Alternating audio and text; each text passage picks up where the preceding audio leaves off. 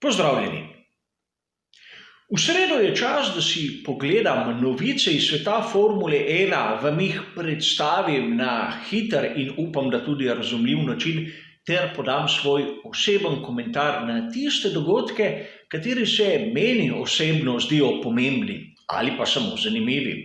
In tokrat je pred vami 30. del tega, po mojem mnenju, zanimivega druženja.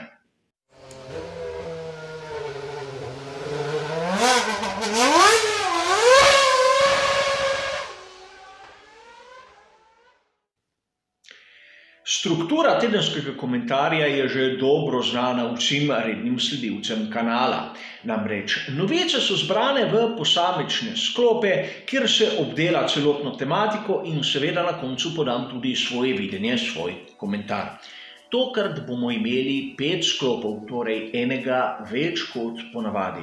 A kot ponavadi, če bo koga zanimalo, kaj je pisalo v originalnih člankih, katere navajam, dobi vse bližnjice v opisu.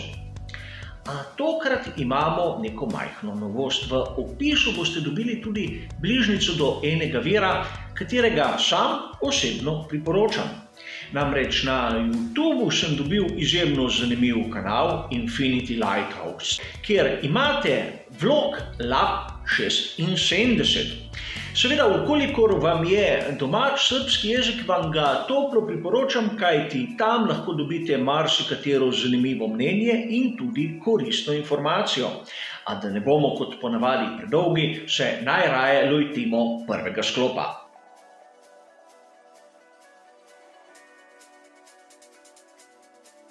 Verjetno je večina vas navdušencev Formule 1 opazila, da 10. novembra so objavili tisti predlog koledarja sezone 2021 in poudarjam, da gre za predlog.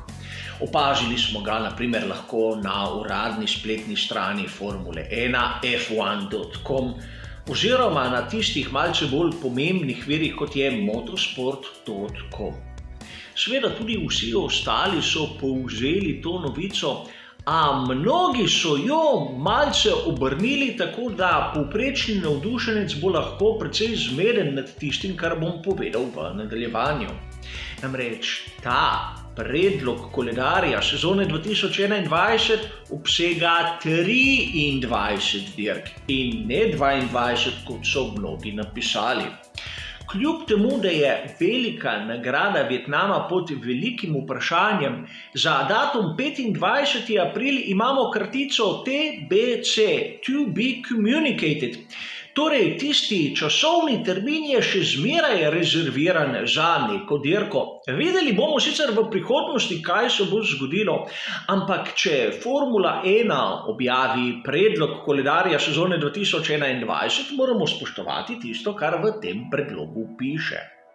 In ukolikor ne bomo videli velike nagrade Vietnama, bomo v Formuli 1 videli dokaj zanimivo situacijo.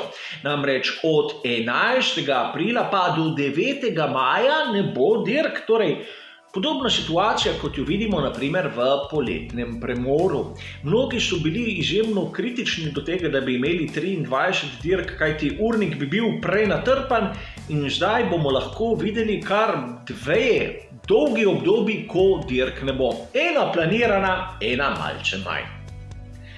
A poleg tega mislim, da mnogi viri, ki se ukvarjajo s Formulo 1, so spregledali 2 zanimivi dejstvi.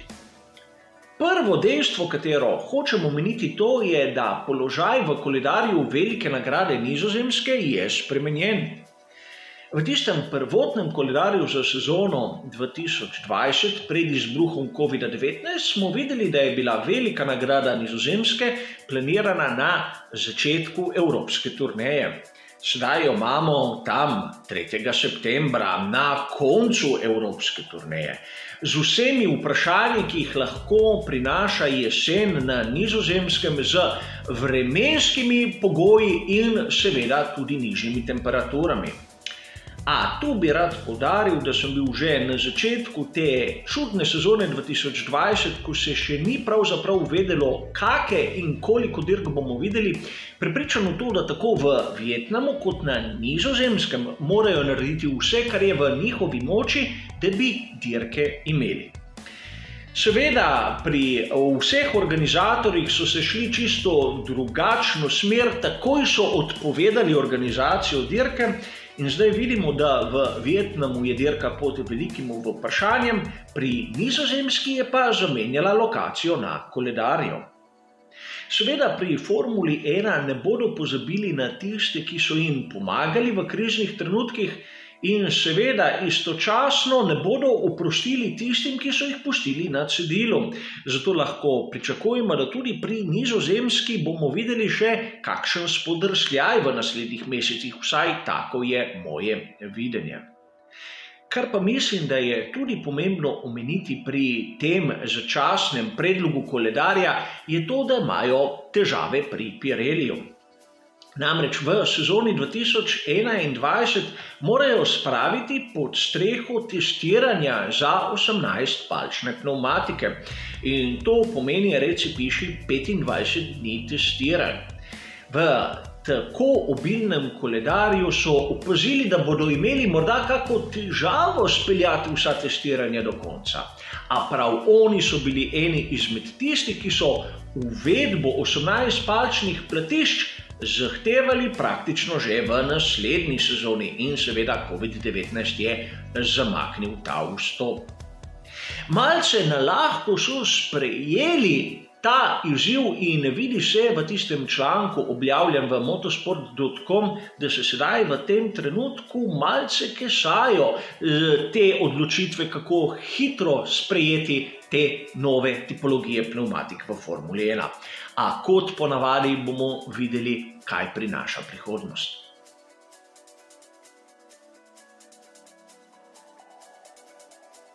V našem drugem sklopu bomo posvetili pozornost izjavi Davea Coultharda.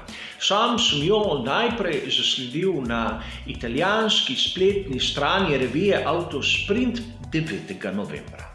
Namreč Dave Coulthard je poenostavljeno povedal, da Carlos Sainz mlajši ima rok trajanja 6 mesecev pri Ferrariju, ukolikor ne bo premagal Charlesa Leclerca. Seveda, mnogi viri so povzeli to izjavo in med navdušenci in navijači sprožili pravo polemiko. Slišali smo dokaj plitke argumentacije o tem, kdo pa je Dave Coulthard in podobno, a sam mislim, da s to svojo izjavo je odprl kar nekaj odličnih možnosti za razpravo. Mi, navdušenci, ne vemo, kako pogodbo je podpisal Carlos Sainz, ali je to pogodba za drugega voznika in kakšne so njegove omejitve. Strinjam se s Coulthardom, da možnosti, da bi Carlos Sainz postal prvi voznik, se bodo po 6 mesecih izjemnega boja, če bo do njega prišlo, izničile, ukolikor ne bo sposoben premagati Leclerca. Ukolikor ima pogodbo drugega voznika in ne bo smel napadati Leclerca, ne bo potrebnih 6 mesecev, ampak dirka ali 2. To bi znalo negativno vplivati na bodočo kariero Carlosa Sainza, ukolikor si enkrat drugi voznik pri Ferrariju. Mislim, da pri ostalih ekipah boš težko dobil vlogo prvega voznika. Seveda pri ekipi, katera ti da možnost zmagati dirke in naslove svetovnega prvaka. A odpira še drugi pogled in pravzaprav ta pogled je tisti, katerega se morajo v skuderiji Ferrari izogibati. Namreč videli smo, da notranji spor v skuderiji ne prinaša rezultatov.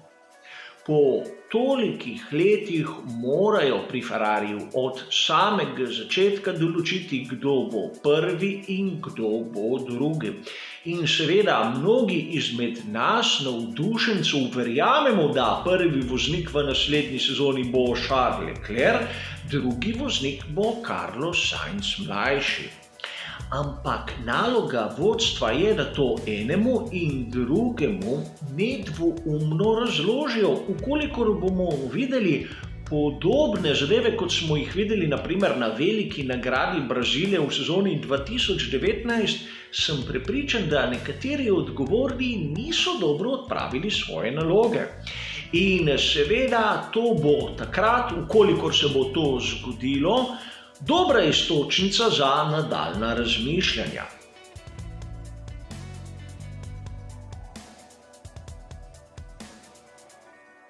V našem tretjem sklopu se bomo pa ukvarjali z izjavo, ki jo je podal Andy Green, tehnični direktor ekipe Racing Point. Na spletni strani racefans.net ste lahko 10.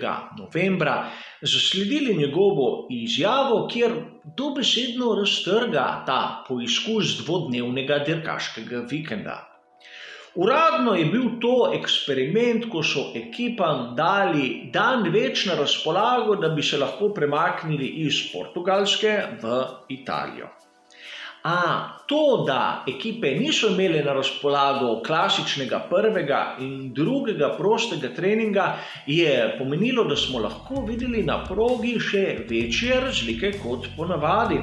Namreč niso imeli dovolj možnosti, da bi dobili tiste idealne nastavitve. In Andy Green je postal po tem eksperimentu izjemno kritičen do te ideje. Moje osebno mnenje je, da Formula 1 s takimi eksperimenti poizkuša dobiti rešitev, kako v eno sezono stlačiti kar se da ogromno dirk, a po drugi strani ekipe rabijo tudi tisti prvi prosti trening, če ne drugega, da poizkušijo določene novosti. Drugi prosti trening, kateri se zvrsti približno v času kvalifikacij in seveda dirke, je pa ključnega pomena. Tisto, kar smo videli v Imoli, je bilo po svoje zanimivo, a po mojem osebnem mnenju tudi malce neučinkovito. Zato pozdravljam take izjave, kot je ta Andyja Greena, ki je dobesedno raztrgal tak eksperiment. In sam upam, da bo pri veliki nagradi Emilia Romagna z dvodnevnim dirkaškim vikendom tudi ostalo in da v prihodnje ne bomo videli več tega. A seveda to so moje želje in moje mnenje.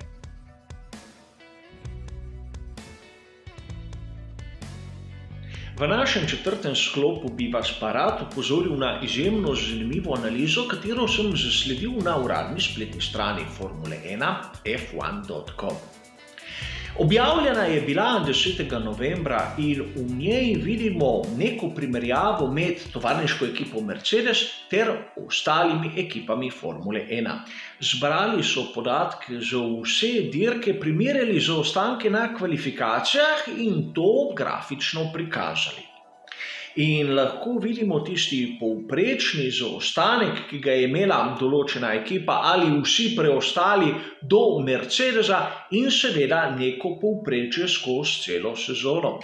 Kjer vidimo, da v drugi polovici sezone se je skupina Recipiši približala Mercedesu. Do neke meje. Namreč mnogi navdušenci so še danes mnenja, da Mercedes je tako dominanten, da ostali se mu ne morejo približati. A številke izražene na teh grafih nam pokažejo, da mnogi so se približali Mercedesu.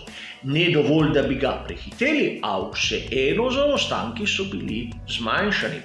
In seveda, da ne bo pomot, tu gre za zaostanke izražene v odstotkih, kar je tudi prav. A sam bi rad poudaril nekaj. Namreč v tej analizi sta oba bolida tovarniške ekipe Mercedes merilo.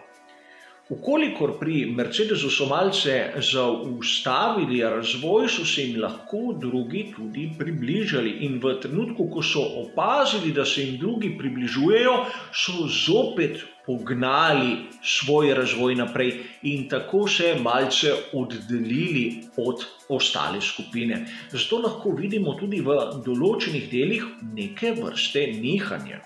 Zanimiva je tudi primerjava, ki jo vidimo med Mercedesom in ekipo Racing Point. Na začetku so bili dokaj konkurenčni, ampak v zadnjem delu sezone je njihov zaostanek začel kar naraščati. Po drugi strani vidimo obratno situacijo pri Red Bullu.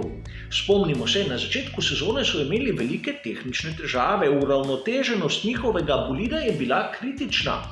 A ko so enkrat ugotovili, kje je napaka in jo seveda odpravili, lahko vidimo, da se njihov zaostanek do Mercedesa konstantno zmanjšuje. Seveda gre za rahla nihanja med dirkami, kajti tipologije prog so seveda različne.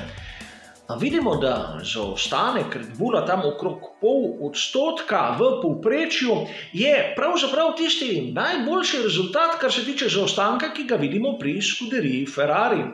In prav tu je treba razumeti, zakaj je Ferrari kar naenkrat bil tako blizu Mercedesa. Namreč res, morda so tu pri Mercedesu malce zaspali in so se vsi ostali približali. Namreč sam mislim, da v sezoni 2020 tisti, ki je najbližje Mercedesu, je Red Bull. In seveda tudi mnogi izmed vas, navdušencev, boste enakega mnenja, a zanimivo je, kako je to tu prikazano in kako nam da lahko tudi neke lažne vtise. Pojdimo raje še k tisti zadnji temi, katera bo iz tehničnega vidika izjemno zanimiva.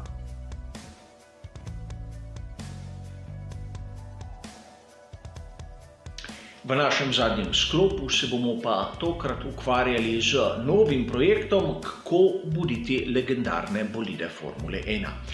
Tematiko, katero sem v našem tedenskem komentarju že omenjal, namreč omenjal sem tisti projekt, kako je nastal nov Tyrrell P34, seveda novi bolidi legendarne ekipe Oneworld iz leta 1958.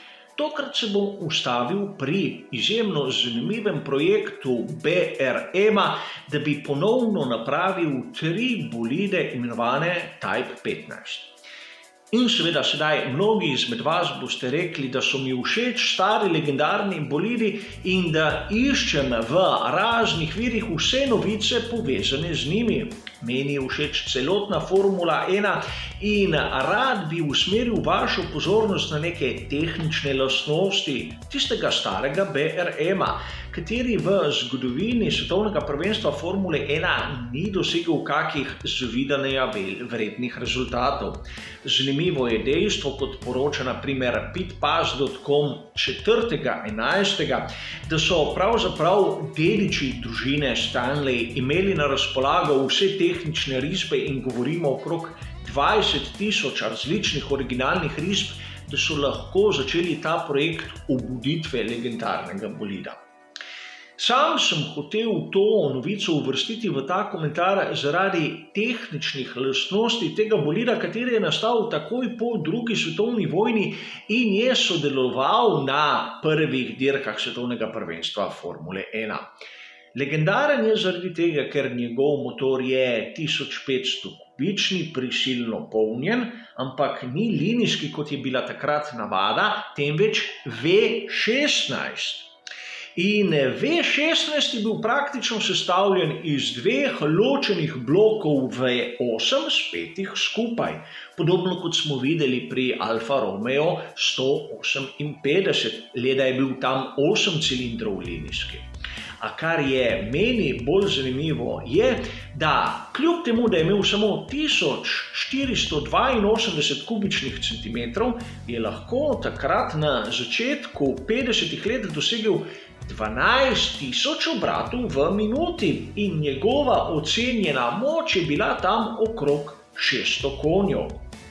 Če to primerjamo s tistim, kar dosežejo današnji motorji z notranjim izgorevanjem v sodobni Formuli 1, bomo videli, da narast moči ni niti tolikšen. Seveda gre za drugačno gorivo, drugačna pravila, drugačno Formulo 1, a lahko ocenimo, da sam motor z notranjim izgorevanjem ima danes na grobo 250 konjskih moči več, kar je v 70 letih dokaj skromen narastek same moči. A toliko kot zanimivost, kot zadnji sklop tega 30. komentarja novic. Hvala za vašo pozornost in seveda nasvidenje.